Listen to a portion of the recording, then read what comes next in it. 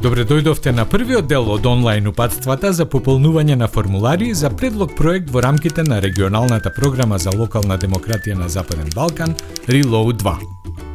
На ова видео се прикажани елементите кои што го сочинуваат предлог проектот, информации за носителот на проектот, опис на проблемот, цели и очекувани резултати, целна група, активности.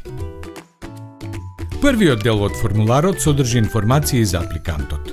Тука внесете информации од стратешките документи, како и детали за тековните проекти. Опис на проблемот. Потребно е да ја образложите потребата за предлог проектот. Упатете на извештаи од домашни и меѓународни институции. Ваше претходно искуство, податоци што укажуваат на природата на проблемот и состојбата на целната група која што сакате да ја опфатите со проектот. Доколку претходно сте спроведувале слични активности, представете ги и нагласете зошто и понатаму е потребен проектот за локалната заедница. Опис на проектот.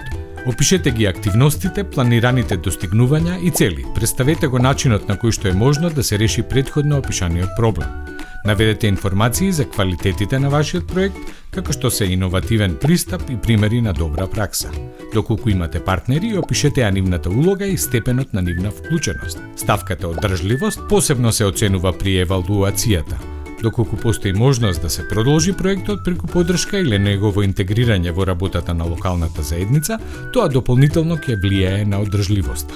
Изработката на логичката рамка е прв чекор од методологијата за управување со проект. Се поставува само една крајна цел и 2 до 3 специфични цели на проектот. Очекуваните резултати придонесуваат за остварување на специфичните цели, а активностите за проектот водат кон остварување на одреден резултат. Очекуваните резултати мора да бидат специфични, видливи, реални и временски ограничени, а секој очекуван резултат се препорачува да се поврзе со најмногу 3 објективни показатели и потоа да се наведе групата активности кои придонесуваат за остварување на одреден резултат. Одредете ја целната група и наведете каква полза ќе има благодарение на проектот. Потребен е детален опис на големината и важноста на целната група, а важно е да се наведе бројот на мажи и жени кои ќе бидат опфатени со проектот.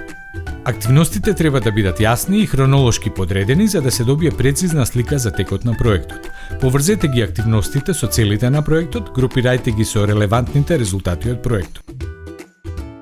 Исто така, потребно е активностите да ги наведете во планот на активности, еден од анексите во предлог проектот. За повеќе информации за останатите елементи на формуларот за предлог проектот, погледнете го другиот дел од видеото.